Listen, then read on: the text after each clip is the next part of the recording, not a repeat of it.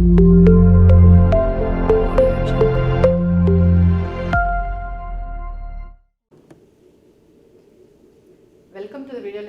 back to the video lecture series on pattern recognition.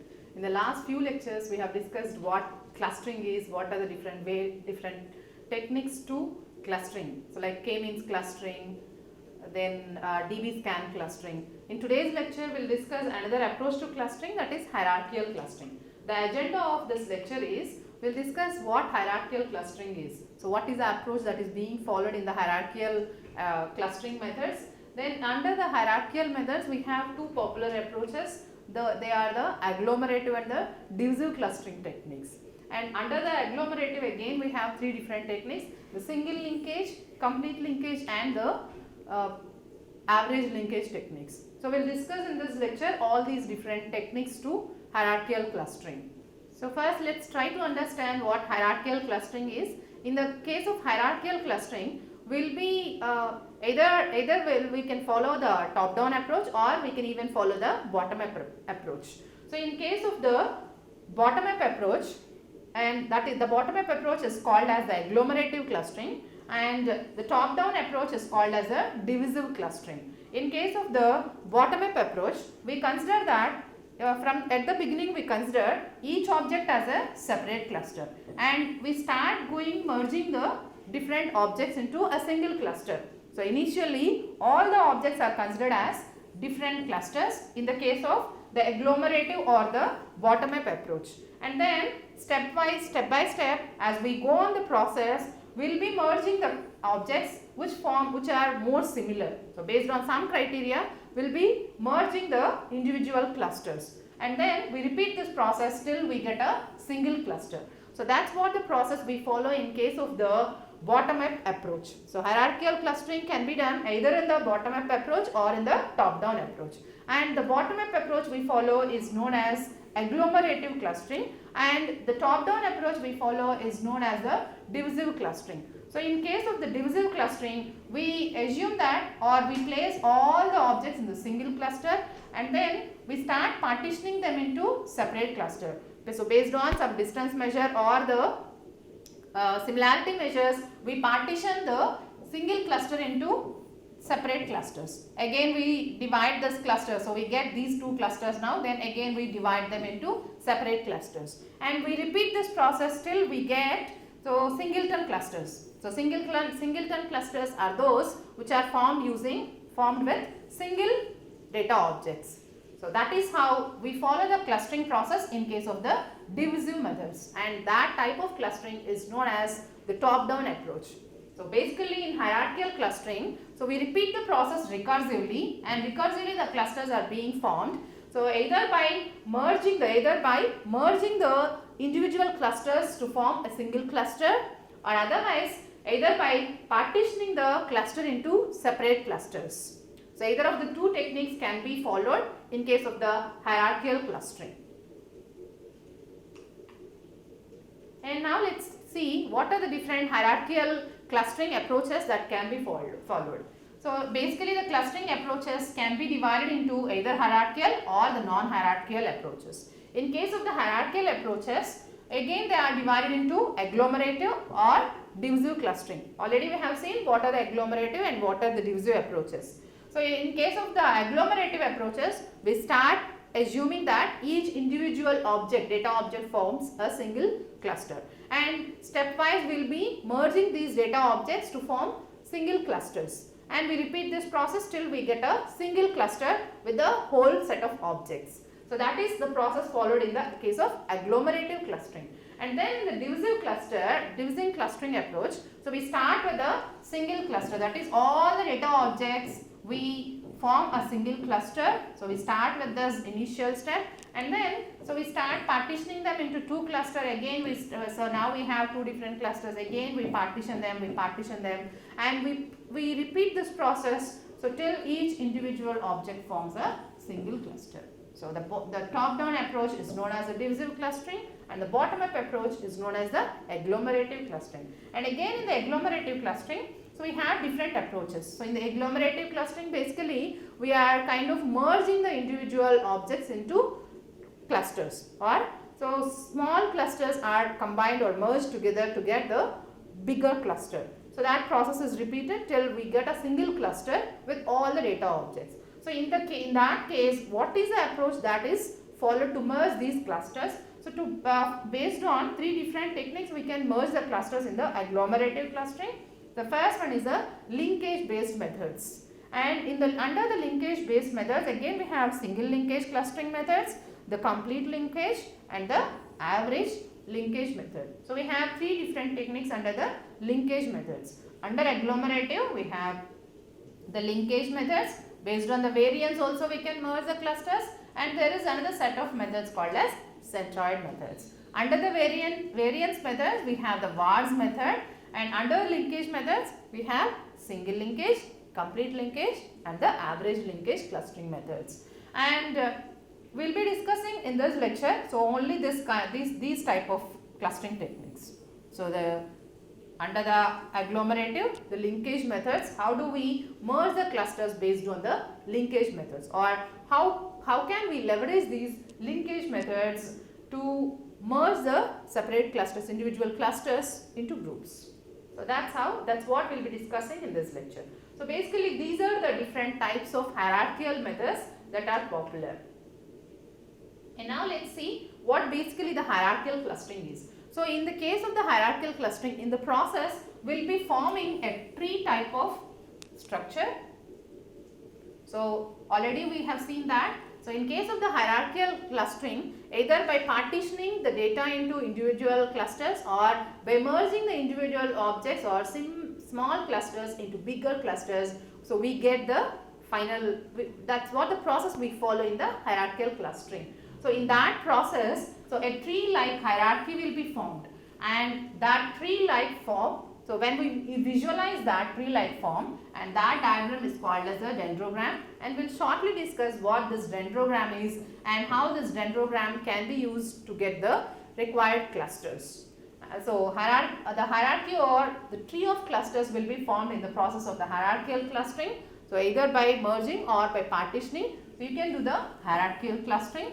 And so the process can be visualized, whatever the process you are following, so that can be visualized with the help of a tree structure called as a dendrogram. And the types of hierarchical clustering are the agglomerative and the divisive. And again under the agglomerative we have single linkage, so then we have the complete linkage, and then we have the average linkage clustering. So because in case of the agglomerative clustering, we are kind of merging each individual data objects into a single cluster. And now let's see what are the different types of hierarchical clustering. In the hierarchical clustering, we have the agglomerative clustering. The first approach is the agglomerative clustering. So basically here we start with assuming that each data object given in the data set forms the individual cluster. Say for example, I have 5 different objects. So those 5 different objects, we assume that, so these objects will be forming individual clusters. So this is the cluster 1, cluster 2, cluster 3, cluster 4, cluster 5.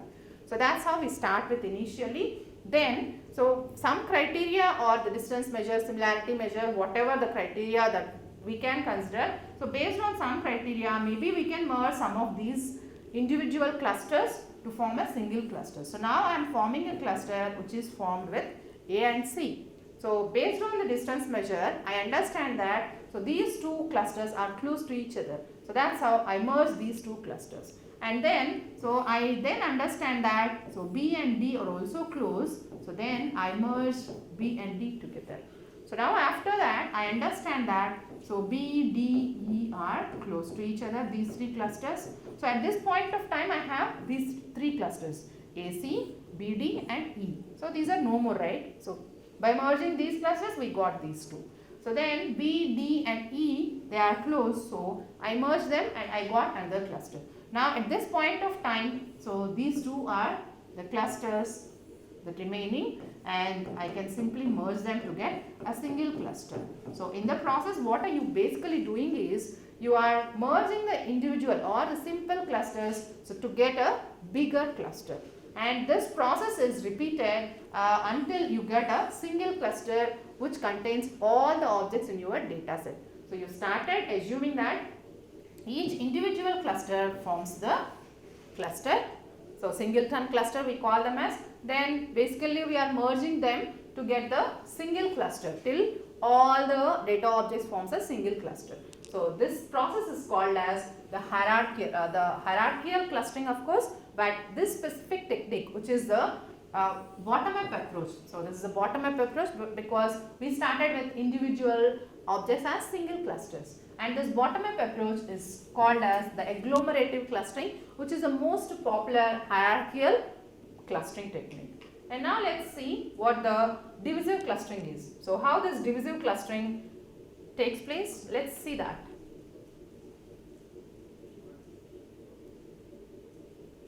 So now let's see how this divisive clustering happens. What is the process that is followed in the divisive clustering. So we start with the assumption that all the data objects are forming a single cluster. So it's exactly opposite to whatever we did in case of the agglomerative clustering. That's what we'll be doing in case of the divisive clustering. So here, if I have 5 different objects, I assume that A, B, C, D, if these are the objects, I assume that all these objects are forming single cluster. So with that assumption, I start my process. Then, so I try to partition them into different clusters. And then again, I try to partition them. And then again, I try to partition this cluster also. So as long as I get the individual samples as the clusters, so I repeat this process. And as and when I get singleton clusters at the end as the leaf nodes, so at that point of time I stop the process. And such a method, because you are partitioning or dividing the process you are following here is you are basically dividing a single cluster into 2 different clusters. So at any point of time, so your single cluster will be divided or partitioned into 2 separate clusters. And how you are doing that? Again, some criteria function, the distance measure or the similarity measure we can use, and you can divide them. So that's what the divisive clustering approach is. So you are starting with a single cluster which contains the entire set of data objects in the data set. Then, so you partition them, so repeat that process. So still you get singleton clusters. So now at the end, how many clusters will be getting? So if the number of objects in your data set is n, then in the process at the end we get n different clusters. And such a process is called as the divisive clusters. So we can either stop. The stopping criteria would be either we can repeat the process till we get the singleton clusters, or there are k clusters. Till we get k clusters also, we can repeat the process and then we can stop. And similarly in case of the agglomerative clustering also, so in the agglomerative clustering, so we are basically merging the individual clusters to get the bigger clusters. And as long as you have k number of clusters, less than k clusters, you can repeat the process, or otherwise as long as there are more number of data objects in any cluster, you can repeat that process. So basically this is what the hierarchical clustering approach is, and these are the 2 different popular approaches under the hierarchical clustering technique. Now let's see the example for the agglomerative approach. So agglomerative approach, basically what is the process we are following here? So this is called as the bottom-up approach. That is, we will be starting with assuming that each individual object is forming a single cluster. So here you can see, so now, so these are the individual objects I have, A, B, so this is C, D and E. So these are the individual objects I have, and these individual objects I assume that they are forming separate clusters. So this is one cluster, so this is cluster 1, cluster 2, cluster 3, cluster 4, cluster 5. Now if I have n number of data objects, my number of initial clusters at the first step. So if you observe, this is the stage 1. So in this stage I have n number of clusters where n is the number of data objects in the data set. And now in the next step, so in the second step, what do we do is we merge the clusters which are close to each other. And now if I perform the process, then AB, I observe that AB are the clusters which are close to each other. And how do we measure the closeness of the clusters? That we will discuss shortly. But assuming that these 2 are the clusters that are close to each other compared to the rest of the clusters, we will be merging these 2 objects and get one single cluster. So now you need not to consider these 2 clusters. Now I have this cluster, then this, then this, then this. So I have 4 different clusters. Again, in the next step, again you need to merge some two other clusters. So which clusters will be merging now? So I during my distance measure computation, I understand that so cluster D and cluster E, the objects are forming another cluster. They can be formed into a single cluster because they are close to each other. These two clusters are close to each other when compared to the other clusters. Now D, E are forming a single cluster. Now you proceed this, and in the next step, so we'll be merging so C, D and E. So this cluster is close to this cluster. So we'll be merging these two clusters. So merge these two clusters and get a single cluster with C, D, E and the object as the objects. And now anyhow I have only 2 more clusters and simply merge them, and now I get the single cluster. So as and when I get a single cluster with all the data objects, then I can stop. Of course you can very well stop before formation of the single cluster itself. So if you know if there are k number of clusters, then you can stop whenever you get k number of clusters. Say for example, I know that there are 3 clusters that can be formed with these data objects, then at this stage itself I can stop the process. So if there are 3 clusters, then I can stop the process here itself. I need not to do this process because so AB is one cluster, C is another cluster, D is another cluster. Now I have 3 clusters. So that is how in case of the agglomerative approach, you start with different individual data objects and you repeat the process. Either you reach k number of clusters or you reach the single cluster. So basically stepwise you are merging the clusters and combining the clusters to get bigger clusters, and the same is written in words. The initialization is each object is considered as a cluster, and in every iteration you merge 2 of the clusters which are most similar to each other. And how do we understand that? We know how to find the similarity between the objects because we have discussed the similarity measures and the distance measures. So depending on that, we can given 2 objects A and B, so by identifying the Euclidean distance or the cosine similarity or whatever the type of distance measure we can use some of the distance measure or the similarity measure can say that whether they are similar or not.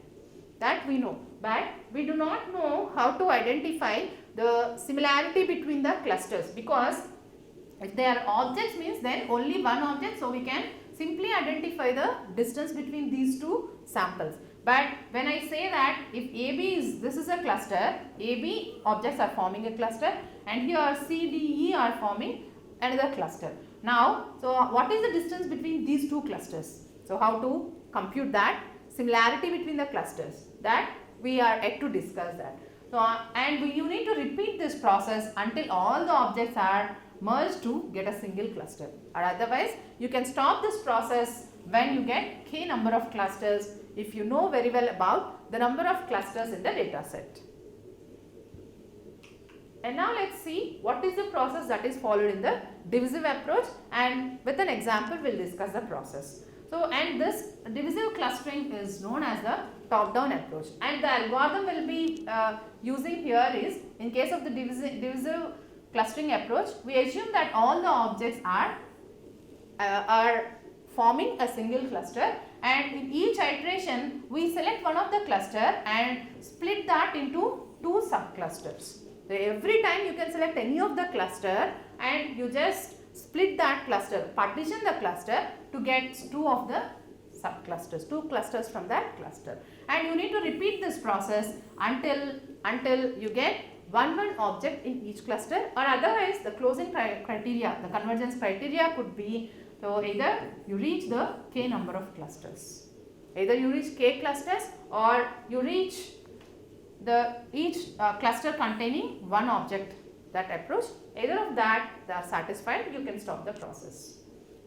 The stopping criteria is of our choice. And let's see the example now. So we are at the step 0, the stage 1. At step 0, what do we assume? We assume that all the objects, so I have n number of objects, the number of objects are 5, and I assume that the whole set of objects are forming one single cluster. And now because there is only one cluster, I need to partition this into 2 clusters, and I compute the distance measures or some other criteria and I understand that so these two are forming one cluster and these three are forming another cluster. So we can use any of the partitioning or any other approach to divide them into two clusters. Say for example, I can use k-means clustering by using k equal to 2 and get these two clusters. So this is basically, you can use any of the other clustering approaches for this process. And now again you have now two clusters. This is one cluster, this is the other cluster. You choose one of these two clusters and partition them into two subclusters. So this is the cluster now I am considering, and when I partition that, C is forming one cluster and DE is forming another cluster. Now I have three clusters. So this is one cluster, this is the other cluster, this is the other cluster. Now I have three clusters. Say for example, if I know that my k value is 3, now at this process itself, at this stage itself, I can stop. I need not to proceed further because I know that the k value, the number of clusters are 3 and there are 3 clusters that are being formed here. So I can stop the process. So now if you do not know anything about k, then you proceed, repeat this process, and now so AB is a cluster I am going to partition. So A and B form a cluster, again D and E will form this individual clusters. Now I had to repeat, I had to stop this process at this point of time because all the individual data objects are forming individual clusters. So these are called as a singleton clusters.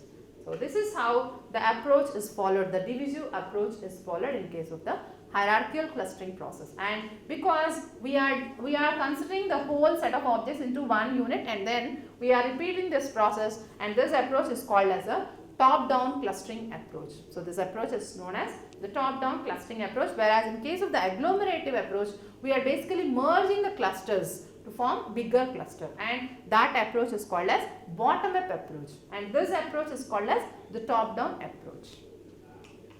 And now let's see what the dendrogram is. So while discussing, we discussed somewhere, right? So in the process, what is the tree diagram that you are forming, and it's called as a dendrogram. And let's see what the dendrogram is and how it is helped to get the required number of clusters for us.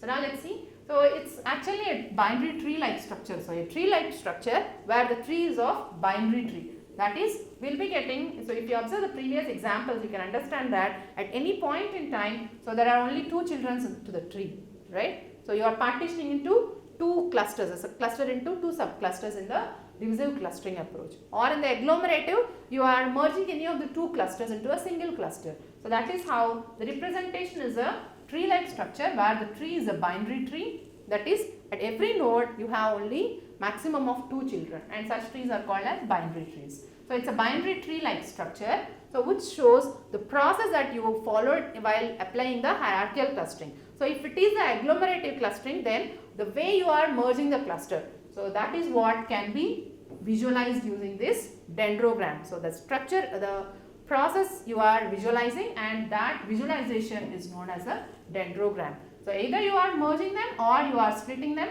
So you are merging in case of the agglomerative. If it is a divisive, you are then splitting hierarchically, right? And you are repeating the process iteratively, and that process can be called as can be visualized, and that is known as a dendrogram. And in this tree-like structure, every node can be treated as a cluster itself. Now let's see an example. So here I have this dendrogram, which is a resultant of some clustering approach.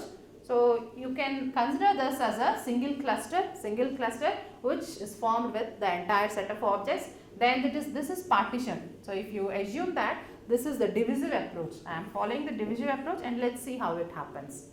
So how we divided the partition the cluster into subclusters. So this is the original set of objects. The single cluster is available. Then we partitioned this into two different clusters. Then this is one cluster, this is the other cluster I got. Then this is divided into these two clusters. Then I got this and this. Again I partitioned this into this and this. Now I got this individual singleton cluster, and this cluster again I partitioned these two. So then again I partitioned this. So this is what the process that I followed. I can very well understand on seeing this dendrogram. So that's in case of the divisive approach. So assuming that, so we are following the bottom-up approach. So that's what if you consider it as a top-down approach. Assuming for the top-down bottom-up approach, in case of the agglomerative approach, so we started with the individual objects. These are all the individual objects that forms the singleton clusters. And now I merge these two in clusters to get a single cluster because they are more similar, and again I then merge these two and then merge these two, right? So I got the like larger clusters. So then I merge these two clusters to get a single cluster, and then I merge these two to get this cluster, and again I then merged it, then I to get this, then I merge these to get this, and then I merge these two clusters to get the singleton cluster. So in case of agglomerative clustering, this is what we follow, right? So you can observe here. So the process we followed either in the top down or in the bottom up approach. That is either in the agglomerative or in the divisive approach. So in which process or in which way you either partition them or you merge them. So that is clearly visible here, and that kind of structure is known as a dendrogram. And let's see how this dendrogram is helpful for us. So this dendrogram is very much helpful to get the required number of clusters. So the number of clusters or the required number of clusters can be obtained so by cutting your dendrogram at some level. So consider this dendrogram.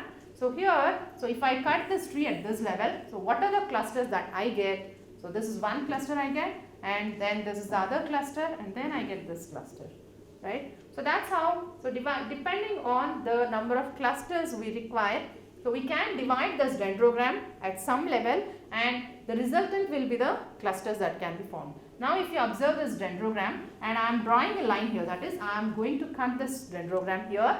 So because I know that I need two different clusters. At that point of time, with two branches I need to cut the dendrogram. Now all these leaf nodes that are emerged from this subtree, so they form a single cluster. So that is, this is a cluster. And then all the other set of nodes that are the leaf nodes of this subtree, then they form the other cluster. Basically this is the cluster. Now I get two different clusters. So if I cut at this level, I am getting a two clusters. And if you change the process, so I am now cutting this tree, the dendrogram, at this level. Now let's see what are the different clusters that are formed. Now this is one cluster, that is with these three as a nodes into a single cluster.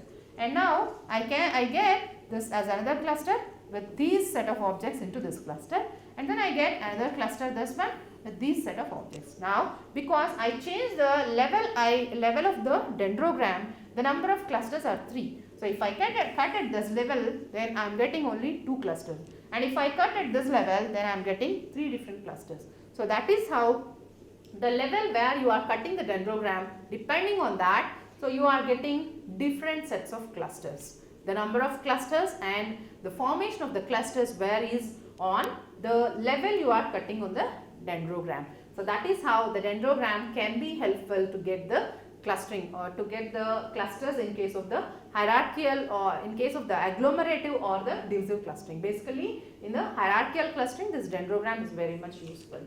So now let's see the agglomerative clustering. So again a glimpse of that. So it's the most popular hierarchical clustering technique. Agglomerative clustering is the most popular hierarchical clustering technique, and it starts with the individual. We have discussed already multiple times. So it starts with assuming that the individual clusters are forming a single cluster.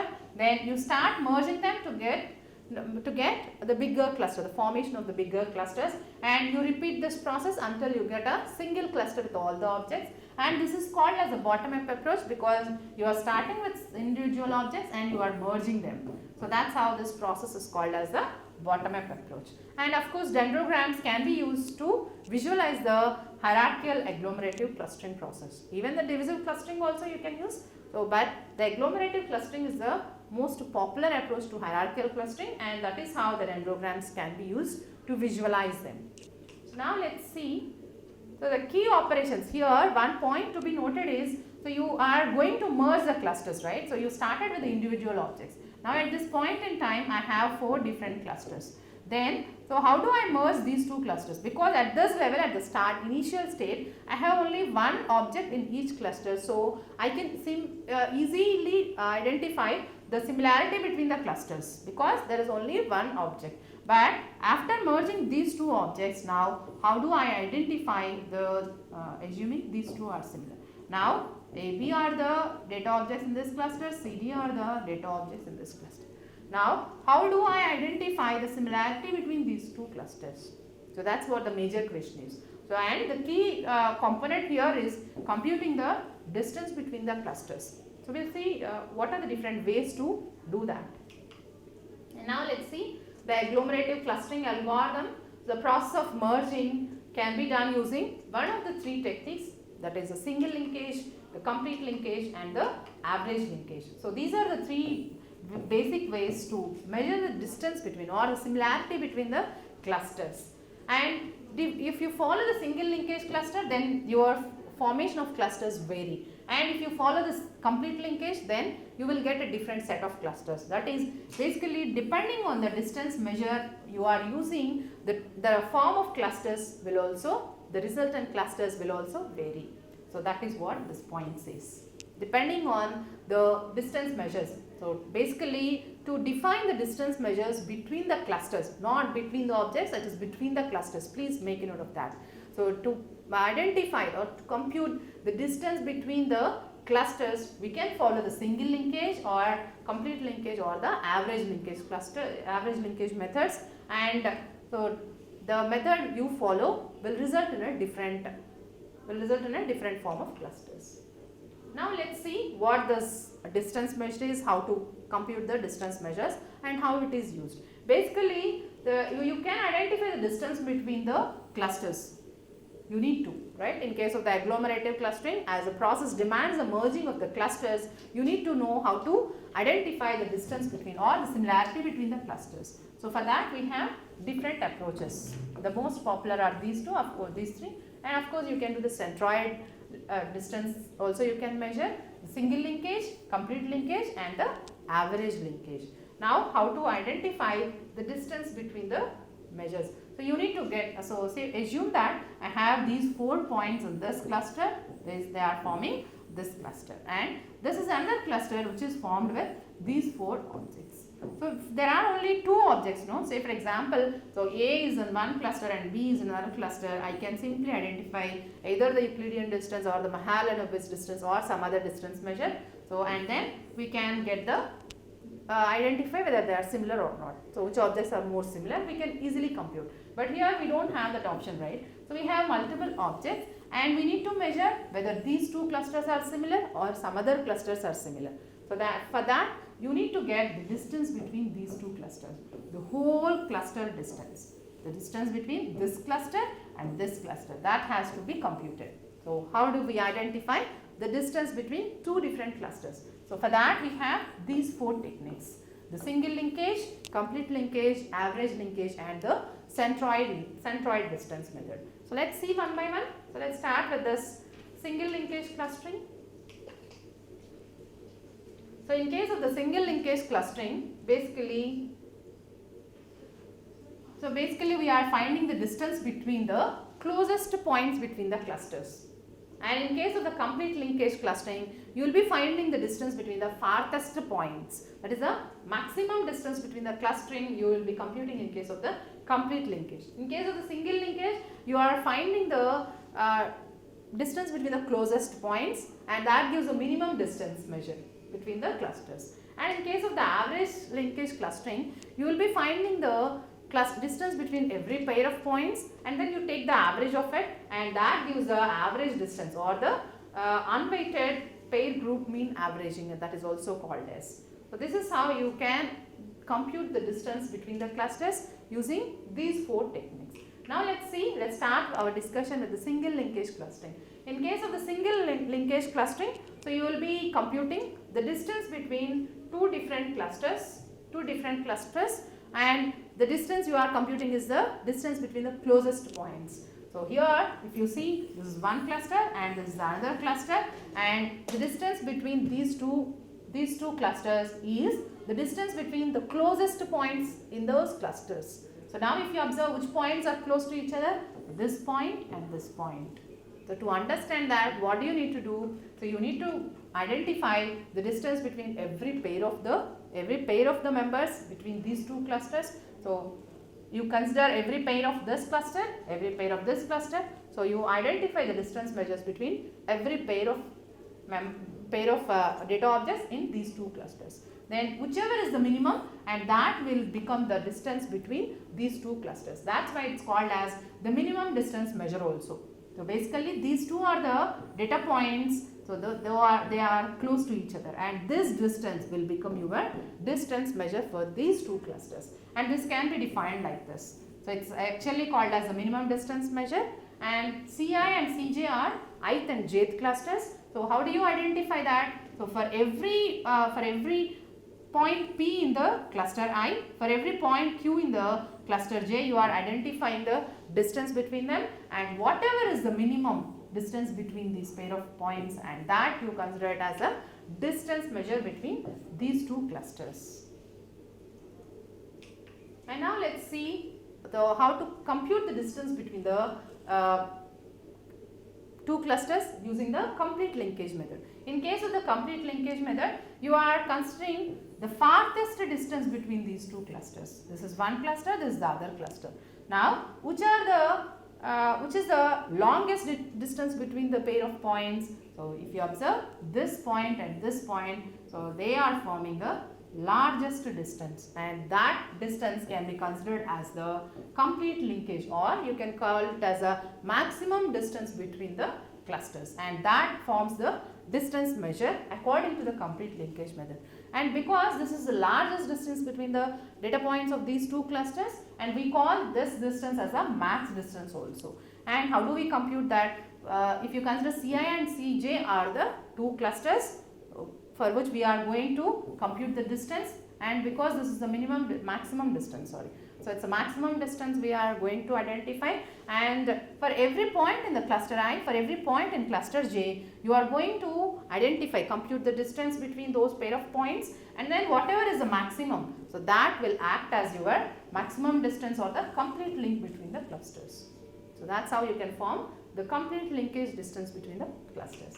And now let's see the average linkage distance. In case of the average linkage distance measure, so we consider this as the cluster and this as the cluster. So for every pair of points, you compute the distance and take that average, and whatever the average is between every pair of these data points, and that forms as the average linkage distance. And if you observe, Ci and Cj are the clusters, and this can be written as average, d average. So the average distance between these two clusters is equal to, for every point in the cluster Ci, cluster Cj, so let's call them as P and Q. So for every pair of them, you identify the distance and you take the average of that, and that gives the average distance between these two clusters. So it can be some value, and that gives the average distance. And now let's see the centroid distance.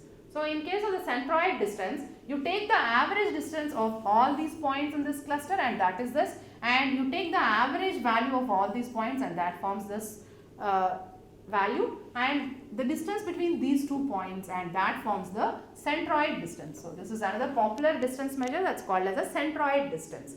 So for every center of the cluster you are finding the, so like the distance between the centers of the clusters, I would say. So that is how you are finding the distance between these 2 clusters. If you assume that Mi and Mj are the means of the clusters, if you assume Ci and Cj are the 2 clusters and Mi and Mj are the means, that is average distance. In case of the first cluster Ci, Mi is the average of these points and Mj is the average between these 2 points, and Mi and Mj are the, you can say these are the means of the clusters, and then the distance between the means of these 2 clusters Ci and Cj, they are Mi and Mj, the distance between them, it's called as the centroid distance between Ci and Cj. So that is how you can define the centroid distance. And now let's see an example for the agglomerative clustering. So if you consider these 5 data points, then, so if you consider these 6 data points that is given as an example, so on this if we apply the agglomerative clustering using either the single linkage or the complete linkage methods, so let's see how the resultant clusters will be formed. So if you observe, if you follow single linkage method, then so these are the clusters that will be formed in case of the agglomerative clustering approach. So if you follow the agglomerative clustering approach on these set of objects, then so this is the dendrogram that is followed. And if you are according to the single linkage clustering, and if you follow the complete linkage distance between the clusters, then so this is the dendrogram that is followed. If you observe, no, there is a lot of difference. So initially you are considering 1, 2, 3, 4, 5, 6 as the clusters. Then for just for the pictorial representation sake, so I change the order. Other than that, you can take it in any order. So 1 and 3 are merged together, 4 and 5 are then merged. Then so these two clusters 1, 3, 4, 5 are merged. Then this is merged with the object 2. Then this is merged with the object 6. And that is how the entire set of objects are forming into a single cluster. So this is the dendrogram. And if you cut at this point of time, no, at this level, then you will be getting these 5 objects into a cluster and this 6 into a single cluster. And if you cut at this level, then you will be forming 4 different, like 1, 3, 4, 5, 2 and 6. So each individual connected component is forming a cluster. And if you follow the complete linkage, then see, so what are the clusters that formed? So 1, 3, 2, 4, 5, 6, these are the individual clusters. Then 1 and 3 are, of course, it's the same here. So 1 and 3 are merged together, but 1, 3 and 2 are merged in next. So this is where there is a difference. And 4 and 5 are merged here. 4, 5 is merged with 6 here. Then these two are together merged, and then we get a single cluster. And if I cut at this level, and what are the clusters that are being formed here? 1, 3, 2 and 4, 5, 6. But in that case, no, when you use a single linkage distance, then 1, 3, 4 and 5 to 6 are the clusters that are being formed if you cut at this level. So that's how the form of clusters is different when you use the single linkage clustering and the complete linkage clustering. The resultant clusters will be different depending on the measure, this distance measure you are using. So now let's see this example, so which gives a clear picture of so how the single linkage, complete linkage, average link and the centroid distances so leads to different sets of clusters.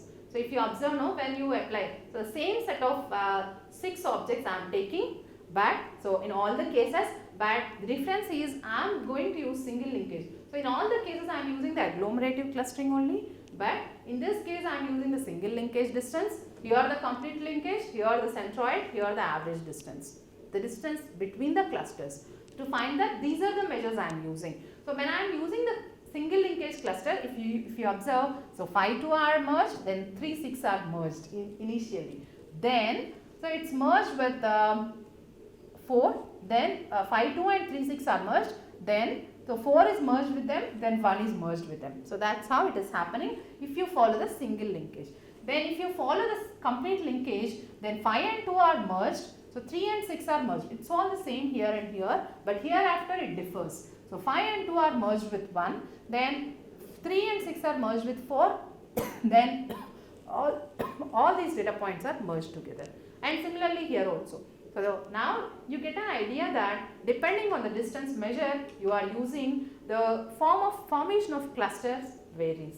So depending on the clusters that are formed, the process that we followed is shown pictorially as dendrograms in each of the single linkage, complete, average and the centroid distance cases. So you can observe that the same here is shown as dendrograms.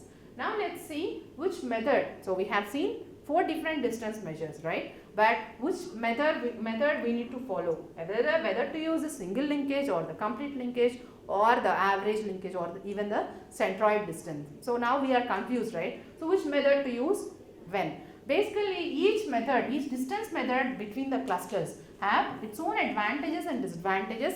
Basically it is dependent on the application. So if you know what is the application you are considering, depending on that, so your distance measure should be varying. And the single linkage and the complete linkage are the most 2 common approaches for these distance measures. So very rarely the average linkage and the centroid distance measures are used. And again the single linkage also when to use. So the single linkage method, it helps us to form the irregular shaped clusters. So you can form the clusters of any shape. There is no restriction at all. But there is restriction on the complete linkage cluster. We will shortly see that. So they are sensitive. The single linkage distance measure is sensitive to outliers. So how it is, we'll discuss that. And also suffers from the so-called chaining effects. So because of the outliers, there will be an effect called as the chaining effect. And coming to the complete linkage and the average linkage, they are very much robust to the outliers. Whereas single linkage, it's very sensitive to the outliers. And it tend to break the large clusters into small clusters, and it can be preferred when the clustering is a spherical cluster. If you know that the clustering that is to be formed is a spherical cluster, then you can use. So now let's see the bias towards the spherical clusters. When you have the spherical clusters, so then if you use the single linkage cluster, then so this will be formed as a single cluster. So this will be formed as a single cluster, and this is formed as another cluster. But whereas if you apply the complete linkage, so I think then titles are changed. And here if it is a complete linkage, then you will get appropriate spherical clusters. And in case of the single linkage, if you use the single linkage distance on these two clustering techniques, then so you need to cut this process. So that's the problem with the complete linkage and the single linkage. Now let's see the effect of noise and also on varying shapes. So which approach can be preferred if you have varying shapes. Now these are the set of original points, and if I apply on this point, if you observe now, the shape of the cluster is kind of very curvy. So in that case also the single linkage gives you very better results. See, when I apply single linkage hierarchical clustering, that is agglomerative, and if I use a single linkage approach, then it's very well forming this into one cluster, this is other cluster. So varying shapes, so whatever the shape you are using, your clusters are. So for any shape you can use the single linkage cluster. So that's the advantage of using that. But it's sensitive, it's more sensitive to outliers and noise. If you observe, no, actually you can see this is a cluster and this is another cluster. But it's kind of to the same data, I just added some noise in between. So this is a noisy points.